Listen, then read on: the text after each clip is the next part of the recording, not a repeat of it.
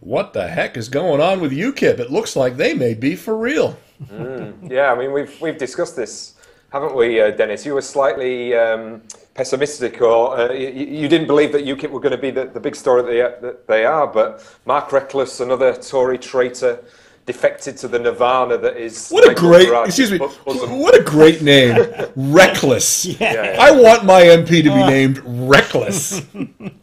Absolutely, absolutely, and he's certainly wrecking the Tories' chances. I think perhaps at the next election, I think a lot of the MPs are going to be shifting uncomfortably in their constituencies. I mean, there's a 3,000 majority, so it's a big win really in Rochester and Stroud. And Farage was saying it was the 271st target. So I really think that UKIP are going to be a force to be reckoned with at the next election. Well, the interesting thing is also on Twitter, the hashtag Cameron must go has been trending just as highly, just beneath Ferguson. And that to me is an absolutely astounding thing that many people are actually talking about the Tories and Cameron. I mean, I'm not so convinced as you, Dario. I think by-elections in Britain are very dissimilar to general elections. It may be that the Prime Minister is right that they can win it back come the general election. UKIP are claiming now that they will hold the balance of power, but they are already there is already signs of splits.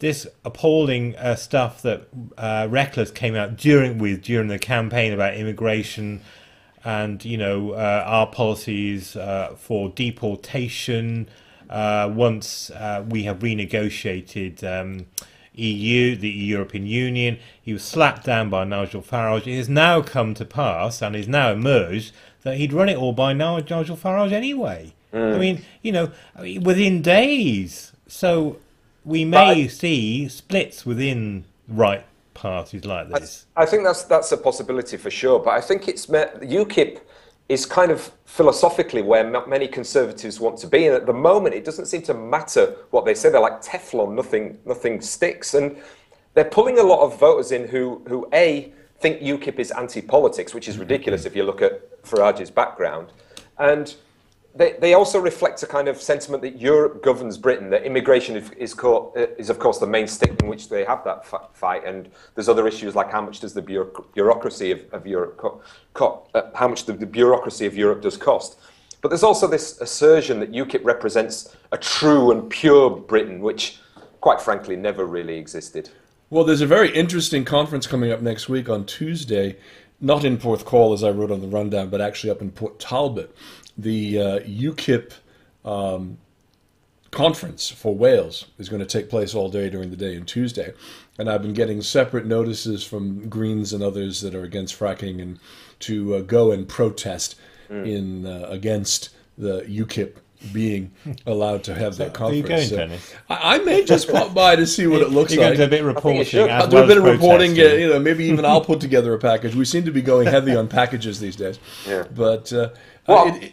Dennis. What amazed me, though, from Mexico watching this was that Labour managed to screw themselves over again during this, which should have been a Tory UKIP squabble, with the resignation of Emily Thornberry. I mean, she tweeted this picture of a terraced house with St George's flags outside and a white van. And, Labour strategists must be tearing their hair out, at the idiocy of their employers. Snatching defeat from the jaws of victory, exactly. We call that. Exactly. I mean, Twitter is like kryptonite to politicians. They're all over the should place. leave it alone. Ed Miliband is all over the place, really. Does he have a chance to continue to lead this all the way through to the general? Or? Oh, yeah, that's going to happen. I mean, he will stay there until the general election in May, and then they'll get rid of him. That's what's going to happen. So you don't seem to think he'll become prime minister? My feeling is that Tories will win it in May, and they'll probably just get a majority. I know you guys don't think that, but I mean, it's neck and neck now. They're both on 33. Ed Miliband in the polls is slumping badly. He's, people don't like him. They think he's an egghead and pointy-headed, and they can't see him as prime minister. I mean, we're a long way, from the polls, really. I mean, And if they're neck and neck now, goodness only knows what's going to happen in May. Yeah. I think these God, what do you call them? The mine's gone blank. The television debates. Sorry, not again, Dario. Yeah, I know. It's been a long week. Jet lag's creeping up on me. The television debates are going to have an interesting effect, I think, and how they're structured. You know, how the television companies decide that they want to put these on, whether the Greens are going to be included in them all, whether UKIP is going to go up against Miliband and Cameron and Clegg. That's going to be really interesting to see how that might shift the balance of power. Now, you wanted to also make a mention, Dario, about the mansion tax.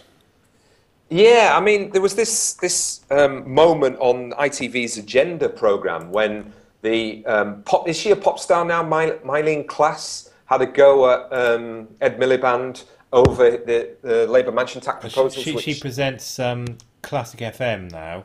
Oh, does she? Right. Yeah. Okay. Well, get your celebs right, Darren. Yeah, sorry, I'm not down with the kids as much as perhaps I should be. This proposal for tax on property is worth over £2 million, and the Guardian headline read that she went the full Paxman on Ed Miliband. No, she didn't. In fact, she showed how completely out of touch rich celebrities are in terms of what ordinary people live on. I mean, she said something like £2 million only gets you a garage in London. I mean, you know, £2 million, really? Does she understand what people live on? And it sort of reflected this narcissistic society. She almost sounded like a U.S. Republican. That's exactly what I was going to say. It's importing this Republican mentality that everyone has an equal investment in society. So if you're a millionaire, it's because you've pulled yourself up by your bootstraps and you've become a millionaire all on your own. And therefore, everybody should be able to do that. Absolutely ridiculous. And I wish Miliband would have been, you know, a little bit more forceful in coming back at her. Yeah.